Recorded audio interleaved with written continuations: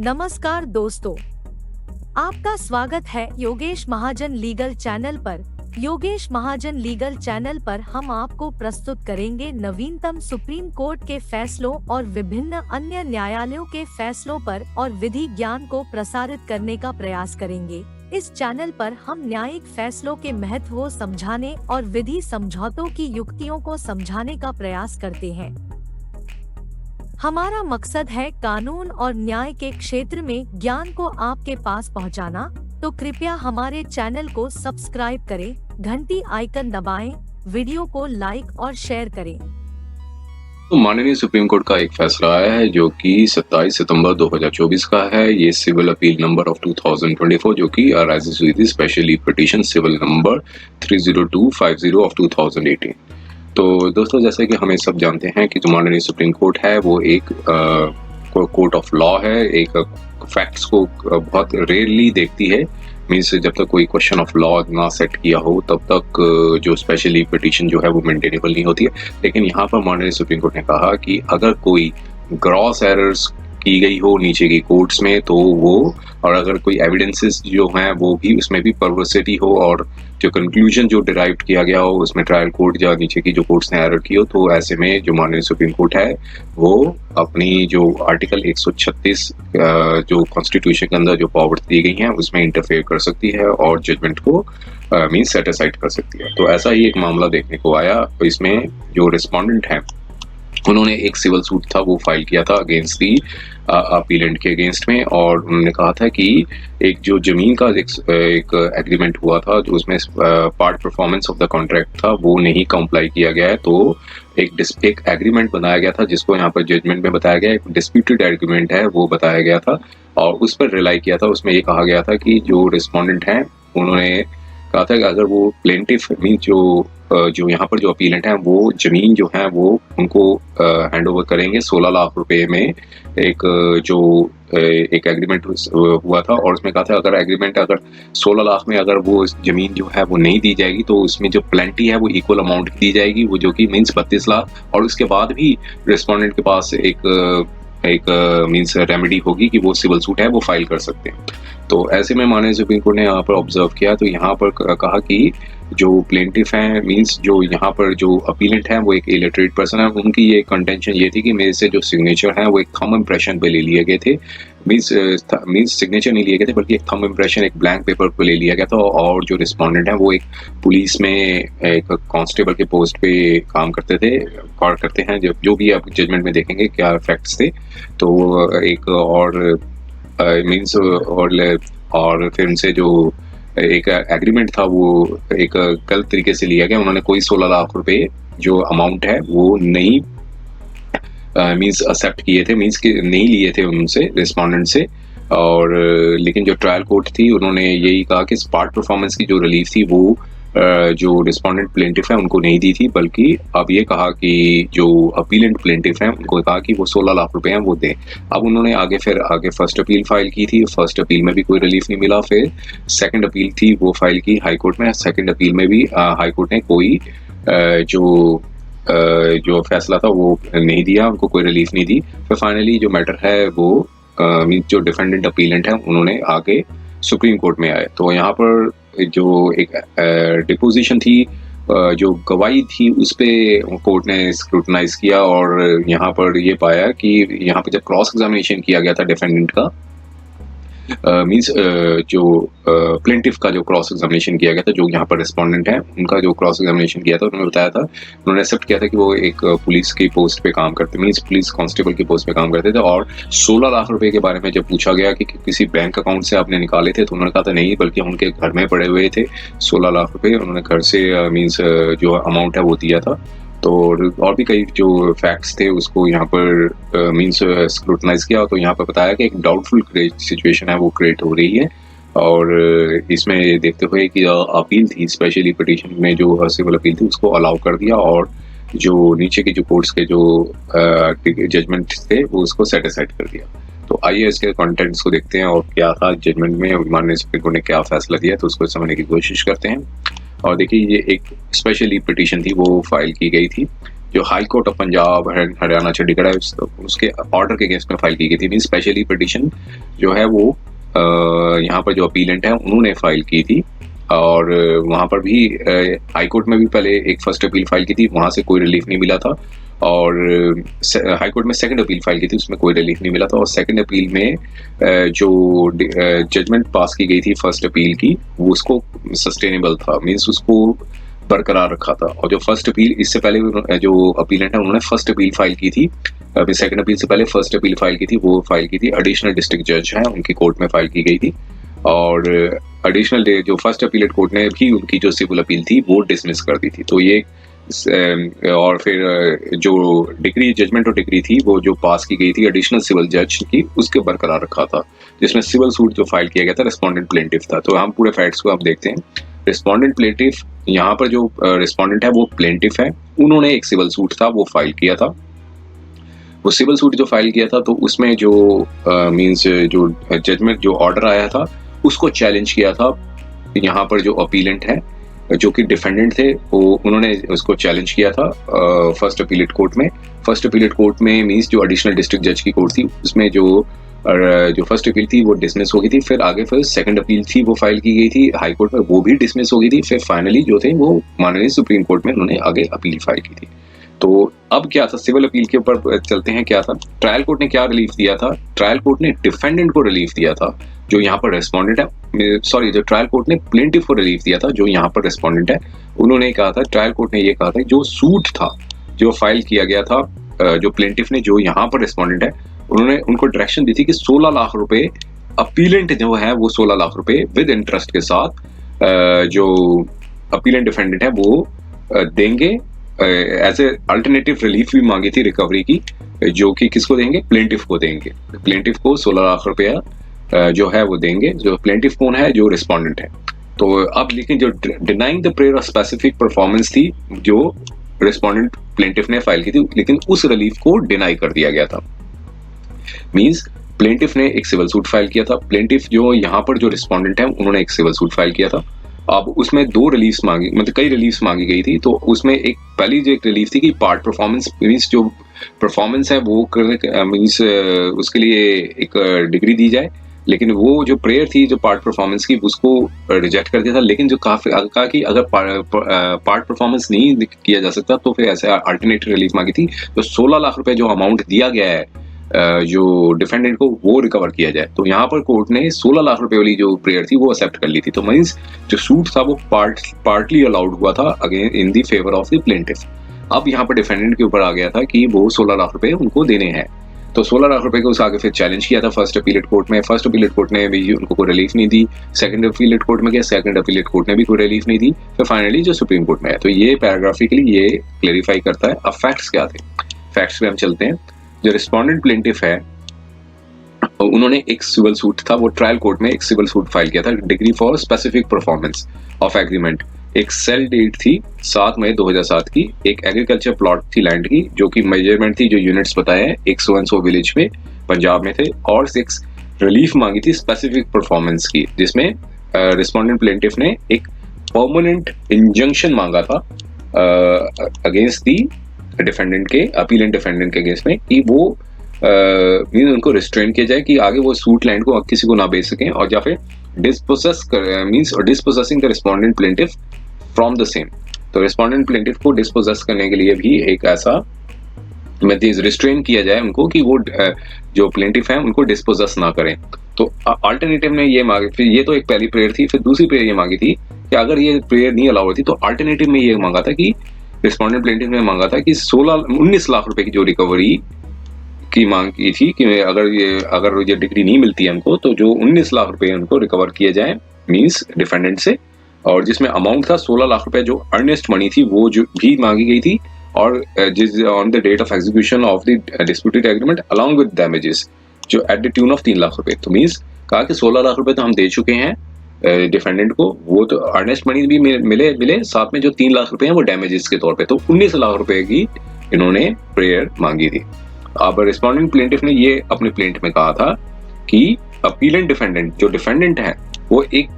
Honour है suit land के, और उन्होंने वो राजी हुए थे कि वो प्लेंटिफ को एक एग्रीमेंट मींस एक एग्रीमेंट के तौर पे वो राजी हुए थे कि वो एक यहाँ पर डिस्प्यूटेड एग्रीमेंट यूज किया गया है वर्ड मींस एग्रीमेंट के तौर पे वो राजी डिस्प्यूटेड एग्रीमेंट के तौर पे राजी हुए थे कि जो लैंड का जो रेट है वो फिक्स किया गया था 5 लाख रुपए पर किल्ला।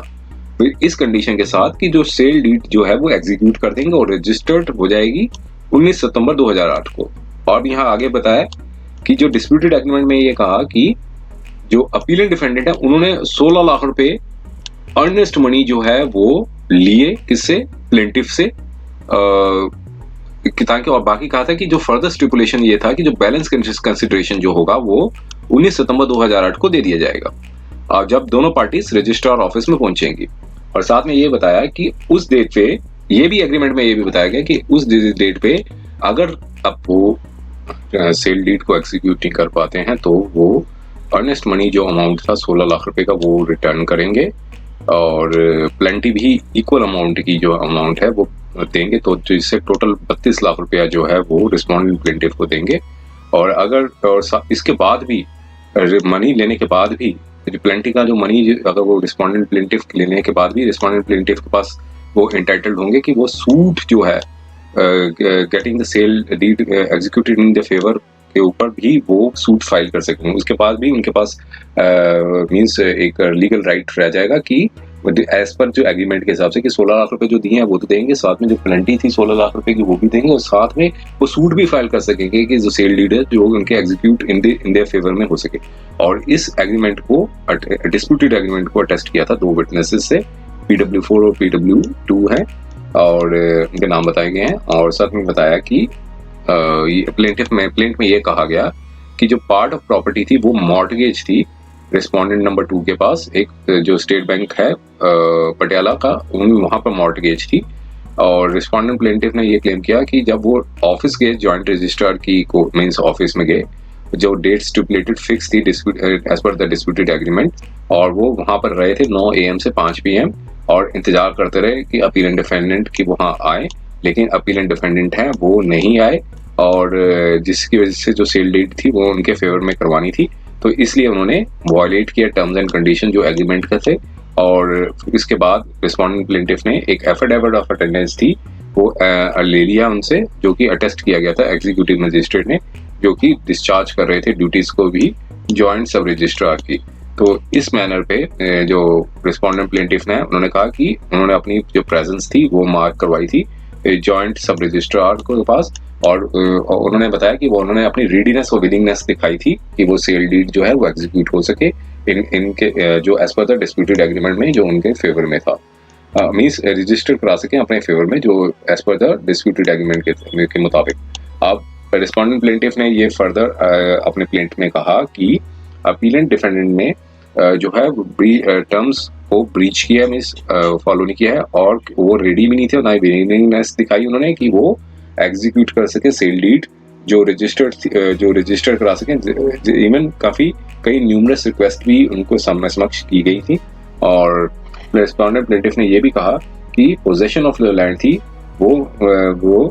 उनको दे दी जाए, पास हैंड में उनको दे दी गई थी जब डिस्प्यूटेड एग्रीमेंट जब एग्जीक्यूट हुआ था। और रिस्पोंडेंट प्लेंटिफ उसके बाद तब से अपनी पोजेशन में जो लैंड है रखी हुई है उन्होंने अपने पास में एज ए प्रोस्पेक्टिव वेंडी के तौर पे। और साथ में ये कहा कि उनका एप्रीहेंशन ये थी कि अपीलेंट डिफेंडेंट हैं वो मीन्स जो सूट लैंड को किसी और दूसरे व्यक्ति को भी एलिनेट कर सकते हैं और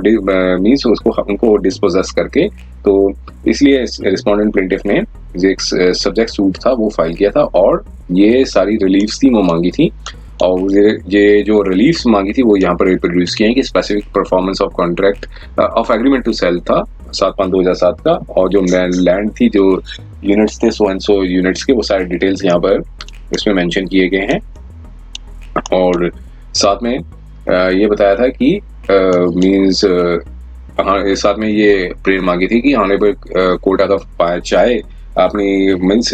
अगर वो फाइंडिंग ऑब्जर्वेशन देता है कि ड्यू एंड एग्जीक्यूशन जो सेल डीड है डिलीवरी और सिंबॉलिक एक्चुअल पोजेशन जो लैंड है वो टू द प्लेंटिफ को दे दें with consequential relief of permanent injunction से, और रिस्ट्रेन करे डिफेंडेंट नंबर 1 को कि एलिनेट करने के लिए कि किसी को ना दें एक्सेप्ट प्लेंटिफ को, और रिस्ट्रेन करें डिफेंडेंट नंबर 1 को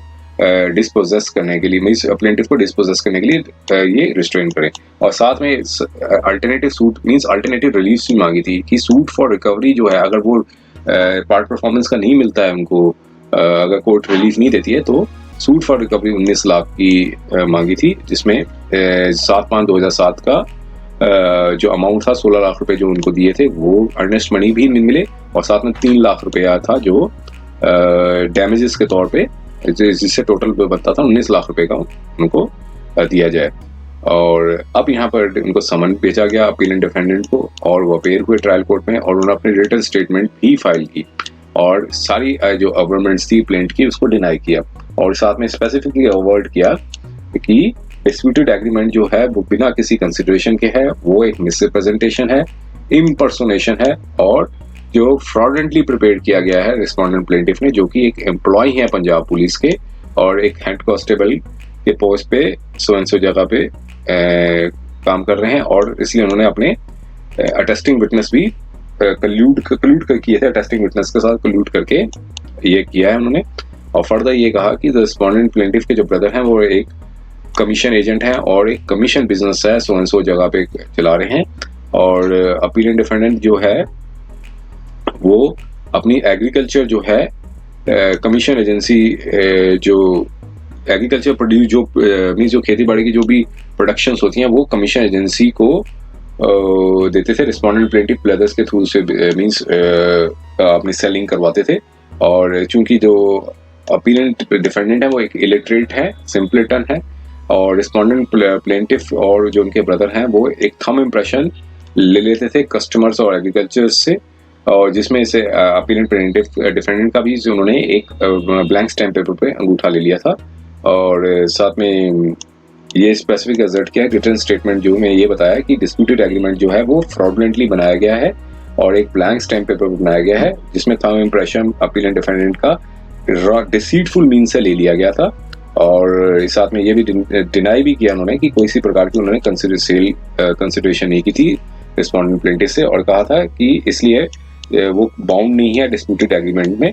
और साथ में कहा कि जो मार्केट रेट है, जो जिस वैल्यू जो जमीन की जो कीमत है वो 12 लाख रुपए पर किला है, और कोई रीजन नहीं बनता कि वो 5 लाख रुपए पर किला के हिसाब से वो प्लेंटिफ को रिस्पोंडेंट प्लेंटिफ को बेचें। और ये पर्टिनेंट प्ली भी ली गई अपील एंड डिफेंडेंट ने कि जो सूट फॉर स्पेसिफिक परफॉर्मेंस था डिस्प्यूटेड एग्रीमेंट का और परमानेंट इंजेक्शन का वो बैड है non joinder of necessary parties, क्योंकि इसमें को शेयर्स भी हैं सूट लैंड के और उनको पार्टी नहीं। रिटन स्टेटमेंट ऑफ प्लीडिंग के आधार पे जो इश्यूज थे वो कोर्ट ने फ्रेम किए। पहला इशू ये था कि क्या डिफेंडेंट नंबर 1 ने कोई एग्रीमेंट एग्जीक्यूट किया था जो लैंड थी सो के जो डिटेल्स थे in the favour of the plaintiff, और क्या जो प्लेंटिफ है वो इंटाइटल्ड है specific performance of agreement to sale के लिए, और क्या प्लेंटिफ इंटाइटल्ड है अल्टरनेटिव जो रिकवरी है 19 लाख की फ्रॉम डिफेंडेंट नंबर 1। और इस तरह के जो इश्यूज थे वो फ्रेम किए। और एक इशू ये भी था कि whether suit is bad for non joinder of necessary parties. तो 12 जो इश्यूज थे वो फ्रेम किए। तो इशू नंबर जो 2 था जो कि बताता था कि entitlement of respondent plaintiff for specific performance और डिस्प्यूटेड एग्रीमेंट, और इशू नंबर 5 था The relief of permanent injunction was decided against the respondent। ये दोनों इश्यूज थे वो रिस्पोंडेंट प्लेंटिफ के अगेंस्ट में डिसाइड हुए। मीन्स जो प्लेंट जो फाइल किया गया था तो इसमें जो इश्यूज थे कि एक स्पेसिफिक परफॉर्मेंस दिया जाए और प्लेंटिफ क्या इंटाइटलमेंट है परमानेंट इंजंक्शन के, तो ये प्लेंटिफ को इनमें कोई रिलीफ नहीं मिली, बल्कि ये वाला जो रिलीफ था 19 लाख का उसमें कोर्ट ने 16 लाख की जो रिलीफ थी वो मीन्स जो यहाँ पे बताते अल्टरनेटिव रिलीफ थी सीकिंग रिकवरी ऑफ 19 लाख रुपया पार्शली डिसाइडेड हुई इन the favour of the respondent plaintiff और पार्शली अगेंस्ट हिम। तो मीन्स प्लेंटिफ के अगेंस्ट में जो 19 लाख की जो अल्टरनेटिव रिलीफ मांगी गई थी तो वो बताया कि वो प्लेंटिफ के पार्शली उनके फेवर में गई, पार्शली अगेंस्ट में गई। तो ये रिकॉर्ड्स थे जो कोर्ट ने अपनी फाइंडिंग्स में जो डिसाइड किए थे। वो पहला ये था कि एडमिटेड फैक्ट ये था कि अपील एंड डिफेंडेंट जो है वो सूट ऑफ लैंड के ऑनर हैं और रिस्पोंडेंट प्लेंटिफ जो है जब प्रोसिक्यूशन विटनेस के 1 के तौर पे पेश हुए थे तो उन्होंने एग्रीमेंट लाए कि एग्रीमेंट टू सेल जो कि साइन किया गया था अपील एंड डिफेंडेंट द्वारा। ये एडमिटेड फैक्ट हुआ। और रिस्पोंडेंट नंबर जो रिस्पोंडेंट प्लेंटिफ है उन्होंने टेस्टिफाइड ये भी किया था कि अपील जो डिफेंडेंट ने एग्रीड किया था कि वो सूट लैंड जो है वो उनके फेवर में कर देंगे और उनको 16 लाख रुपया मिला था as a earnest money. 16 lakh रुपए जो है रिस्पोंडेंट डिफेंडेंट को मिले थे और इस कंडीशन के साथ कि जो सेल डीड जो है वो 19 सितंबर 2008 में एग्जीक्यूट कर दी जाएगी। और ये भी एडमिट ये कोर्ट ने आगे बताया कि जब डिस्प्यूटेड एग्रीमेंट में जो डेट फिक्स थी जिसमें डिफेंडेंट जो है वो ऑफिस ऑफ सब रजिस्ट्रार में अपेयर नहीं हो पाए और रिस्पोंडेंट प्लेंटिफ जो है उन्होंने अपनी प्रेजेंस थी वो मार्क कर दी और एक एफिडेविट अटेस्ट ले लिया एग्जीक्यूटिव मजिस्ट्रेट कम सब रजिस्ट्रार से। और द वर्जन ऑफ प्लेंटिफ का ये था कि वो उनको मींस कॉर्पोरेट भी किया। टेस्टिंग जो विटनेसेस थे उनके प्रोसिक्यूशन विटनेस जो प्लेंटिफ विटनेस जो है वो 4 और पीडब्ल्यू जो विटनेस थे 2 थे, उन दोनों ने इनको पीडब्ल्यू 2 और पीडब्ल्यू 4 ने अटेस्ट भी किया। और रिस्पोंडेंट प्लेंटिफ ने ये भी प्रूव कर दिया कि जो एग्जीक्यूशन थी डिस्प्यूटेड एग्रीमेंट की और जो उनकी जो विलिंगनेस थी कि वो सेल डीड जो है वो लेना चाहते थे, सेल डीड करवाना चाहते थे, वो एग्जीक्यूट की थी उन्होंने अपने कॉजनेंट एविडेंस द्वारा। और पोजेशन थी सूट लैंड की थी वो रिस्पोंडेंट प्लेंटिफ को कभी नहीं मिली, मींस कभी दी नहीं गई। और ये फैक्ट ये भी मेंशन था अपने डिस्प्यूटेड एग्रीमेंट में। और जो अब यहाँ पे एक और पॉइंट उठाया कि जो पर्सन जो ह्यूज अमाउंट देता है और एक डेट ऑफ एग्जीक्यूशन भी सेल डीड की बताता है वुड नॉट बी एक्सपेक्ट नहीं किया जा सकता कि वो वेट करेगा पोजेशन को कि वो पोजेशन ले लेगा फ्यूचर में। तो ये केस उनके हाथ में था, जो डेट फिक्स की गई थी सेल डीड की,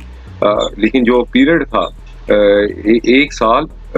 4 महीने का जब date of execution of the disputed agreement, तो जो डेट जो फिक्स की गई थी सेल डीड की वो पीरियड था 1 साल 4 महीने का एग्जीक्यूशन ऑफ डिस्प्यूटेड एग्रीमेंट के 1 साल 4 महीने के डिस्प्यूटेड एग्रीमेंट का वो डेट बताई गई थी। और ट्रायल कोर्ट ने ये कंक्लूड किया जो ट्रांजेक्शन जो हुई है पार्टीज के बीच में और एक लोन ट्रांजेक्शन थी rather than की एग्रीमेंट टू सेल। तो यहाँ पर कोर्ट ने अपनी ऑब्जर्वेशन दी कि वो एक प्रकार की लोन ट्रांजेक्शन थी, 16 लाख रुपए जो लिए थे और वो एक agreement to sale for sale नहीं थी और परचेज ऑफ प्रॉपर्टी नहीं थी। तो और ये डिसीजन दिया कि जो रिस्पोंडेंट प्लेंटिफ जो है वो इनको एंटाइटलमेंट नहीं है sale specific performance of agreement, जो सूट लैंड की वो उन्होंने जो प्रेयर मांगी थी वो उनके लिए वो इंटाइटल्ड नहीं है। लेकिन रिस्पोंडेंट प्लेंटिफ जो है वो इंटाइटल्ड है, जो उन्होंने 16 लाख रुपए दिए थे अर्नेस्ट मनी पे, वो विद इंटरेस्ट के साथ वो रिकवर कर सकते हैं, उनके लिए वो इंटाइटलमेंट है। तो कोर्ट ने 16 लाख रुपए का कहा कि वो अर्नेस्ट मनी जो है रिस्पोंडेंट जो है वो देंगे, रिस्पोंडेंट डिफेंडेंट जो है देंगे विद इंटरेस्ट के साथ। और डिग्री जो थी वो 18 फरवरी 2013 में जो दे दी और मींस और डायरेक्शन दी डिफेंडेंट को कि वो अर्नेस्ट मनी 16 लाख रुपए है, जो 16 लाख रुपए जो लिए थे उन्होंने विद पेंडिलाइटेड इंटरेस्ट के साथ 9% पर एनएम के इंटरेस्ट के साथ दें और फ्यूचर इंटरेस्ट था 6% पर एनएम का रिस्पोंडेंट प्लेंटिफ को दें। अब इसके अगेंस्ट ऑर्डर के अगेंस्ट में, क्योंकि अब रिस्पोंडेंट के अगेंस्ट में रिस्पोंडेंट डिफेंडेंट के अगेंस्ट में गया था, उन्होंने कहा था कि 16 लाख रुपए दें और साथ में 9% इंटरेस्ट के साथ दें और फ्यूचर इंटरेस्ट 6% का बताया था। अब इसको चैलेंज किया था रिस्पोंडेंट ने, एक फर्स्ट अपील फाइल की थी एडिशनल डिस्ट्रिक्ट जज की कोर्ट में, वो खारिज कर दी गई। फिर सेकंड अपील हाई कोर्ट में भी डाली गई थी, वो भी मींस जो है वो रिस्पोंडेंट डिफेंडेंट के अगेंस्ट में गई और जो अपील डिफेंडेंट ने जजमेंट दी थी और डिग्री दी थी तो वो रिजेक्ट कर दी गई थी फर्स्ट अपीलेट कोर्ट ने, और हाई कोर्ट ने भी अपनी इनकी अलग अलग डेटें हैं। 2017 में फर्स्ट अपीलेट कोर्ट ने रिजेक्ट कर दी थी, हाई कोर्ट ने 2018 में कर दी थी।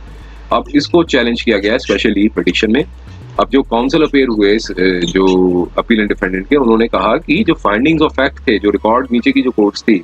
बेशक वो कॉन्करेंट है, मींस एडिशनल डिस्ट्रिक्ट जज ने भी अगेंस्ट में दिया फैसला और हाई कोर्ट ने भी अगेंस्ट में दिया, तो उन्होंने कहा कि जो फाइंडिंग्स जो है कॉन्करेंट है लेकिन वो परवर्स है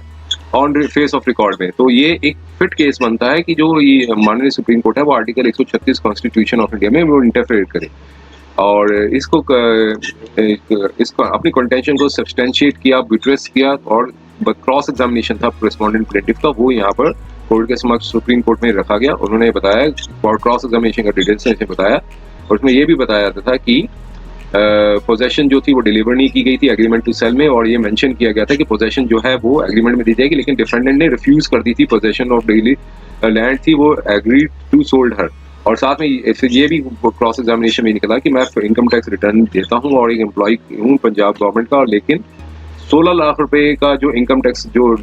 अमाउंट था वो मैंने अपने इनकम टैक्स रिटर्न में नहीं दिखाया है। और ये भी करेक्ट है कि जो अगर कोई गवर्नमेंट एम्प्लॉय परचेज करना चाहता है लैंड को, तो वो उनको परमिशन लेनी पड़ेगी फ्रॉम दी डिपार्टमेंट से, लेकिन मैंने कोई परमिशन नहीं ली थी परचेजिंग ऑफ सेल के लिए डिपेंड। और 16 लाख रुपए मैंने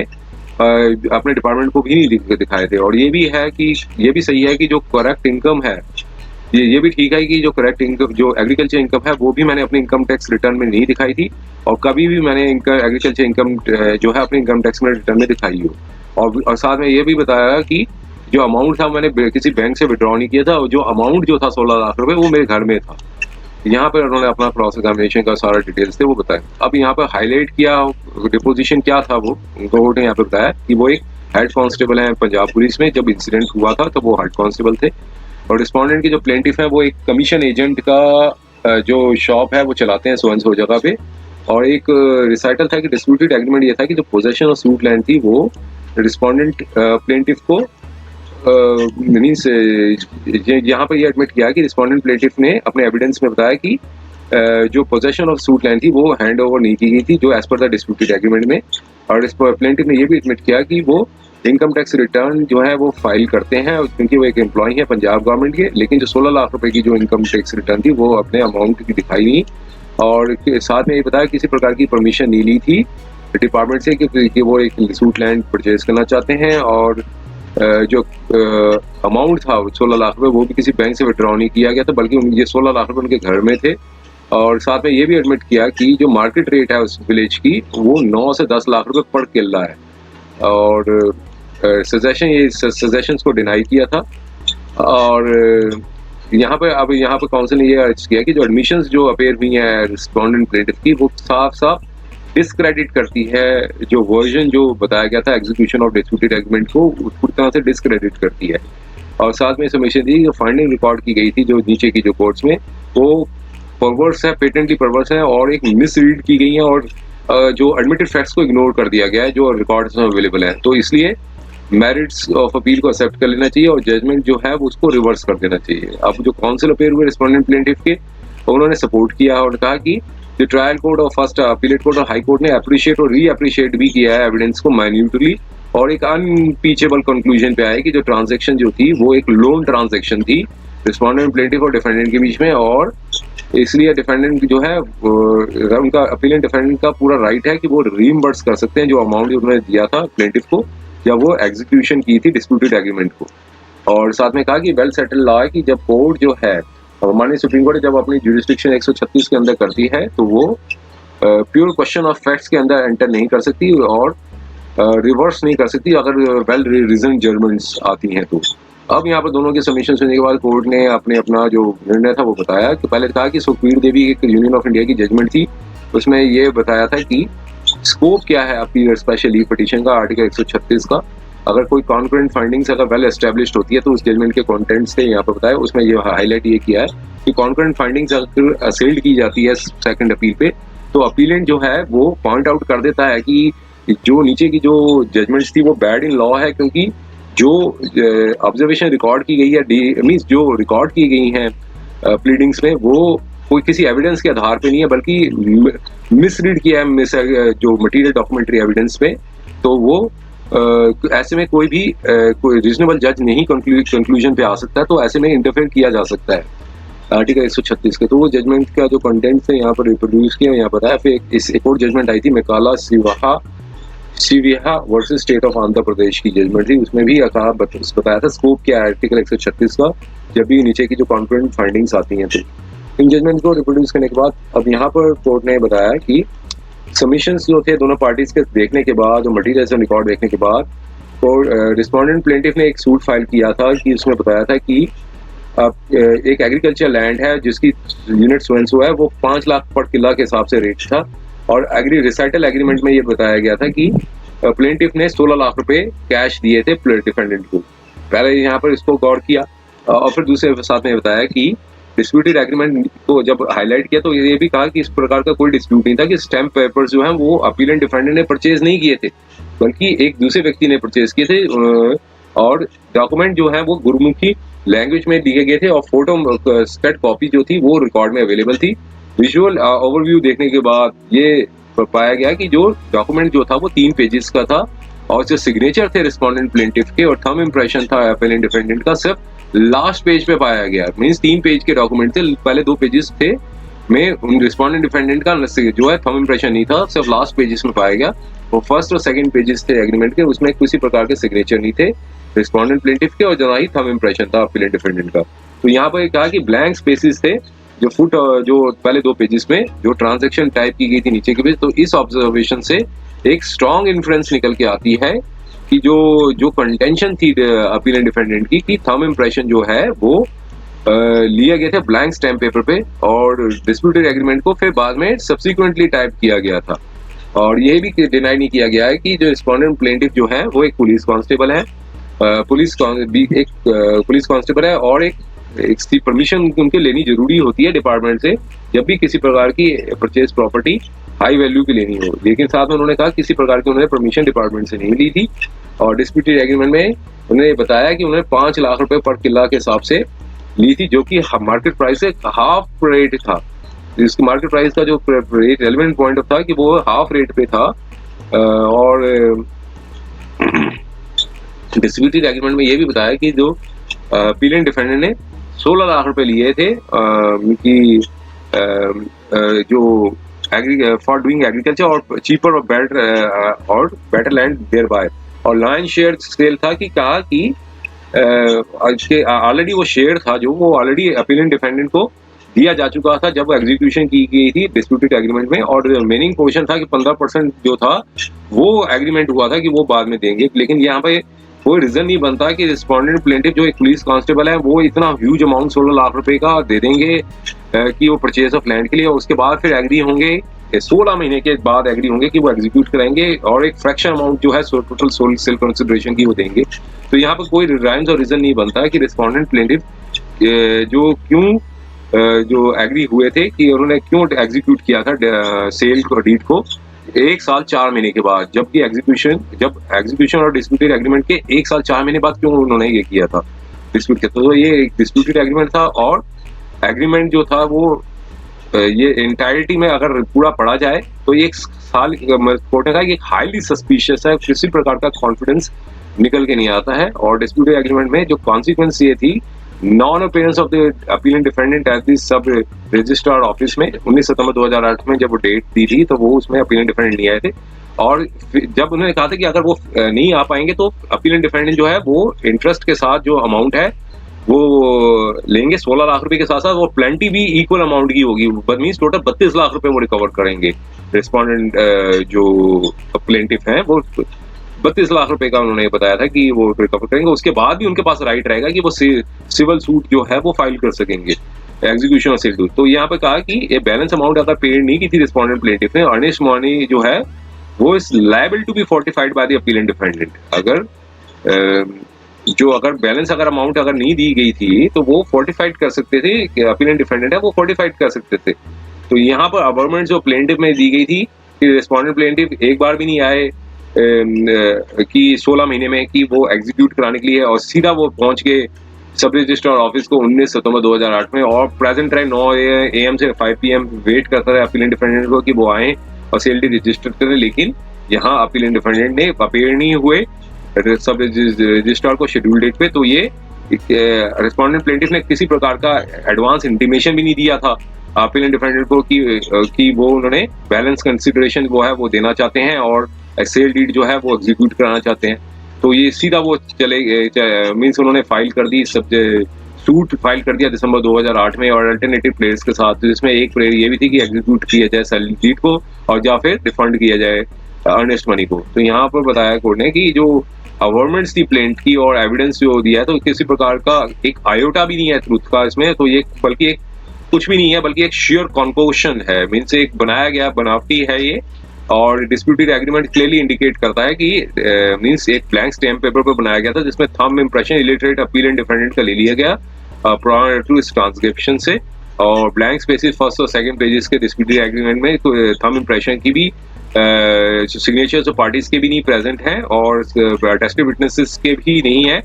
इन दोनों पेजेस पे। तो ये कंक्लूजन्स को मींस फोर्टिफाई करता है, मींस और स्ट्रेंथन करता है कि डिस्प्यूट एग्रीमेंट जो है वो एक ब्लैंक पेपर पर लिया गया था और थंब इंप्रेशन अपीलिंग डिफेंडेंट का ले लिया गया था। और डिफेंडेंट अपेयर भी हुए थे ट्रायल कोर्ट में और उन्होंने अपना एविडेंस भी दिया था DW1 के तौर पे, और डिनाई भी किया था कि ये किसी प्रकार का एग्जीक्यूशन और डिस्प्यूटेड एग्रीमेंट में, और ये भी डिनाई किया था कि उन्होंने 16 लाख रुपए किसी रिस्पोंडेंट प्लेंटिफ से लिए हैं। और ट्रायल कोर्ट ने लेकिन डिसबिलीव कर दिया था रिस्पोंडेंट प्लेंटिफ को इस एस्पेक्ट पे कि डिस्प्यूटेड एग्रीमेंट पे और एग्जीक्यूशन पे किसी प्रकार का एग्रीमेंट टू सेल हुआ है, और बल्कि उनसे ट्रीट किया था कि एक अमाउंट जो मैं दिया गया डिस्प्यूटेड एग्रीमेंट में एक लोन के तौर पे दिया गया। लेकिन क्रॉस एग्जामिनेशन से ये अपीलेंट डिफेंडेंट का देखा गया, तो यहाँ पे कहा कि किसी प्रकार का सजेशन और अमाउंट 16 लाख रुपए का जो दिया गया था वो नहीं दिया गया, बताया गया है कि ये लोन के तौर पे लिया गया है। तो ये प्लेंट और affidavit by the way of examination chief में ये एक सिग्निफिकेंट जो फैक्ट है वो निकल के आता है। रिस्पोंडेंट प्लेंटिफ ने कहीं भी अपने एफिडेविट में डिपोजिशन नहीं दी कि उन्होंने प्रोसीड भी किया था सब रजिस्ट्रार ऑफिस में 19 सितंबर 2008 को। मींस एफिडेविट उन्होंने मेंशन भी नहीं किया था कि वो बाकी जो बैलेंस सेल कंसिडरेशन है वो लेकर आए थे। तो ये केस नहीं है रिस्पोंडेंट प्लेंटिफ का कि किसी प्रकार से उन्होंने किसी प्रकार की सेल कंसिडरेशन दी हो डिस्प्यूटेड एग्रीमेंट को अपीलेंट डिफेंडेंट को किसी पॉइंट ऑफ टाइम पे, चाहे